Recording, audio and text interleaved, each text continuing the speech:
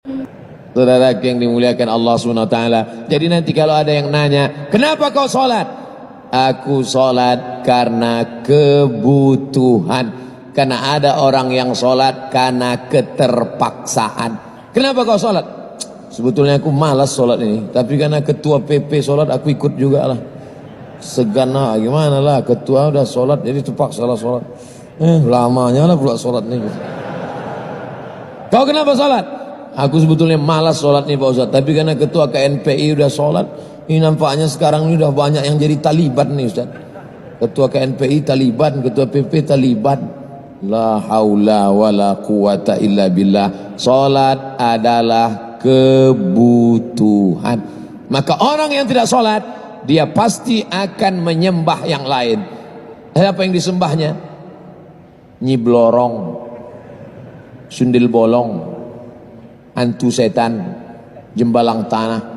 Itu kawan saya tak sholat, kemana-mana pede aja dia, tenang aja dia. Rupanya di dompet kecilnya ada kris. Nyembah siapa dia? Iyyaka na'budu wa dukun nasta'in. Berkawan sama dukun. Kata dukunnya, kalau ente mau tenang, supaya engkau merasa pede, supaya kau merasa kuat, ini ku kasih kau kris kecil, masukkan dompet. Ustaz kau tahu, tiba-tiba dia masuk rumah sakit telungkup, tak bisa telentang. Rupanya salah pasang, terduduk kris itu.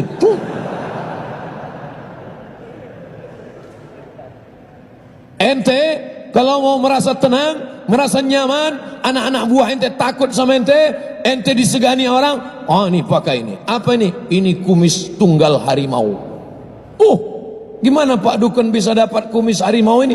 Waktu kebakaran hutan kemarin, ada harimau mati. Dampak kumisnya ini. Ini kalau pakai kumis tunggal ini, kita pede. Setan punya kerja.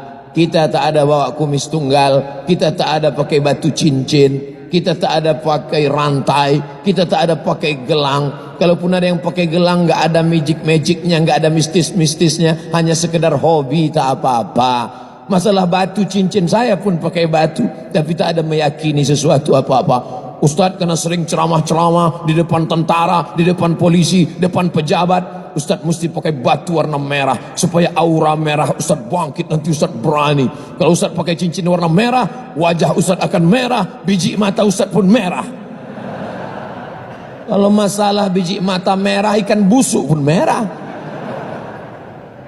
Lalu Ustadz berani ceramah di depan PP, di depan KNPI, di depan tentara, di depan polisi. Kekuatan Ustadz itu di mana? La haula wala quwata illa billah.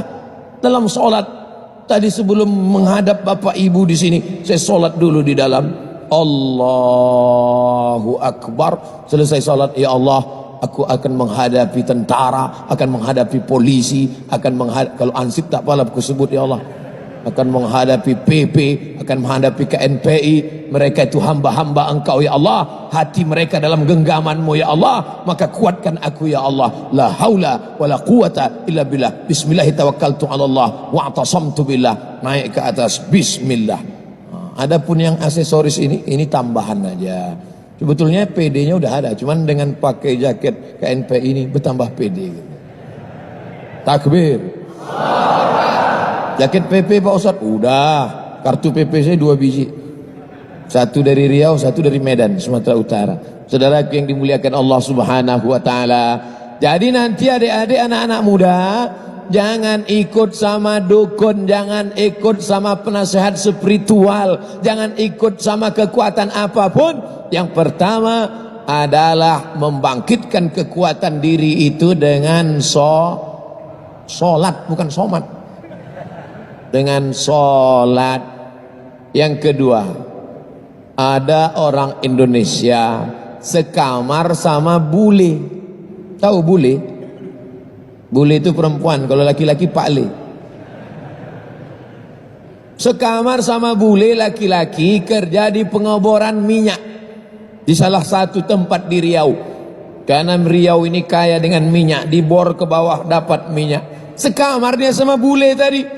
Bule tadi memperhatikan kawan sekamar dia, orang Indonesia ini, pagi, petang, siang, sore, malam. Lama-lama dia ambil kesimpulan, oh my friend, ku tengok kau dari malam sudah kita lama sekamar, ku perhatikan ente setiap pergantian waktu ente tegak ruku sujud, tegak ruku sujud. Setiap pergantian waktu. Pertama, ketika terbit fajar, mulai nampak pergantian waktu, terang di atas, ente sholat. Lalu kemudian ketika tergelincir matahari, bergeser matahari, engkau tegak lagi.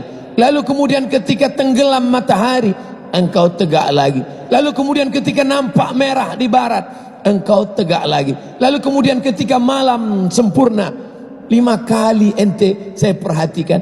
Rupanya orang Islam sendiri pun tak memperhatikan waktu sholatnya, justru orang luar Islam yang memperhatikan. Rupanya kita ini setiap bergeser waktu dalam 24 jam kita menyembah Allah, mengagungkan Allah, mensyukuri nikmat Allah. Terbit fajar tadi, Allahu Akbar, salat subuh. Nanti tergelincir matahari, Allahu Akbar, salat zuhur. Nanti tenggelam matahari petang, sebelum tenggelam sempurnanya asar, Allahu Akbar. Habis itu nampak merah di ufuk barat, sempurna, Allahu Akbar. Habis itu puncaknya adalah solat isya, tapi ditambah lagi 2 waktu sunat, solat duha dan solat tahajud. Maka ada 7, 5 yang wajib, 2 yang sunat. Kalau ini kita laksanakan, ibarat perjalanan di stasiun-stasiun ini, kita sudah menyembah, mengagungkan, memuliakan, mensucikan, mengkonektingkan hati kita dengan Allah Subhanahu wa ta'ala. Tapi rupanya yang memperhatikan bukan kita, yang memperhatikan justru bule orang barat. Karena kita hanya sudah menjadi rutinitas setiap hari, subuh, zuhur, asar, maghrib, isya, subuh, zuhur, asar, maghrib, isya. Tidak boleh waktu bergeser, tidak boleh waktu berubah, kosong dari Allahu Akbar.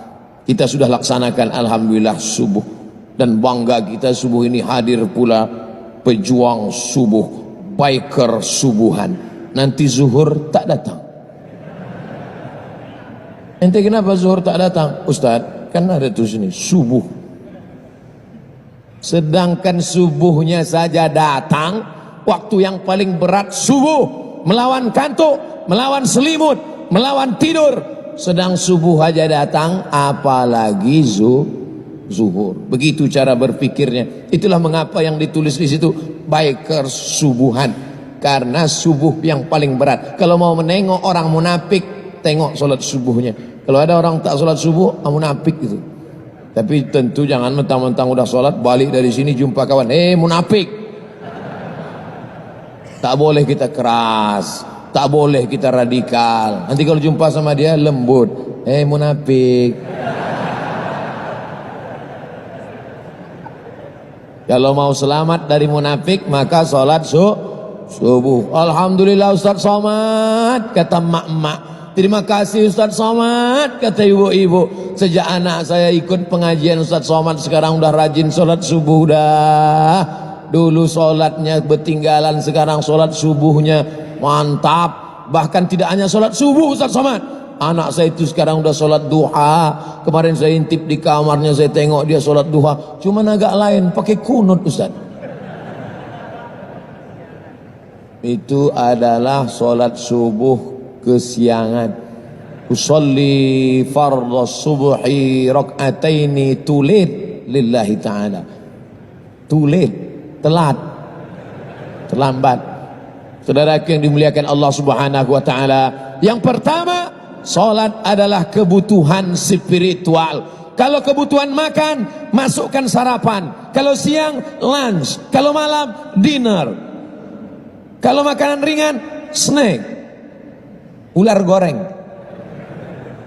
Tapi kalau kebutuhan leher, teh tarik, kopi susu, minuman bersoda, tapi ada kebutuhan spiritual, itulah di hati. Andai kita tidak sholat, stres, depresi, tetap ada yang menawarkan, Anda stres, datanglah ke tempat kami. Kalian akan diajarkan bagaimana menenangkan hati. Pejamkan mata, tarik nafas. Tarik, tarik, tarik, tahan. Keluar dari bawah tuh. Jangan membuat yang tidak diajarkan Nabi Muhammad sallallahu alaihi wasallam. Salat adalah kebutuhan. Hari ini yang tidak setuju dengan cakap saya, silakan saja. Umur kau nanti panjang, dalam kehidupan kau menghadapi macam-macam. Di saat nanti terjadi benturan, di saat nanti terjadi stres, depresi, pergi ke dokter psikolog. Pak dokter, saya sedang stres, masalah saya banyak, masalah perusahaan, masalah kantor. Di kantor ditekan atasan, pas mau pulang kena tilang, sampai di rumah ditekan bini. Anak-anak saya macam tuyul. Macam mana saya ini? Akhirnya dikasih obat tidur. Makan obat tidur, tertidur. Bangun tidur, datang masalah lagi. Makan lagi obat tidur, tertidur. Bangun tidur, datang masalah lagi. Makan obat tidur, lama-lama datang sakit pinggang, stres, depresi, stroke, diabetes mellitus, jantung koroner, mati. Kalau hidup cuma untuk tidur, bagus mati. Kalau hidup tidak berani menghadapi tantangan, nanti nampak ada jenazah lewat, ikut. Pas duduk-duduk, nampak jenazah lewat, ikut. Pak, boleh kami ikut? Ikut, masuklah. Itu apa lama-lama hidup? Life is struggle. Hidup adalah tantangan. Bangkitkan adrenalinmu. Takbir.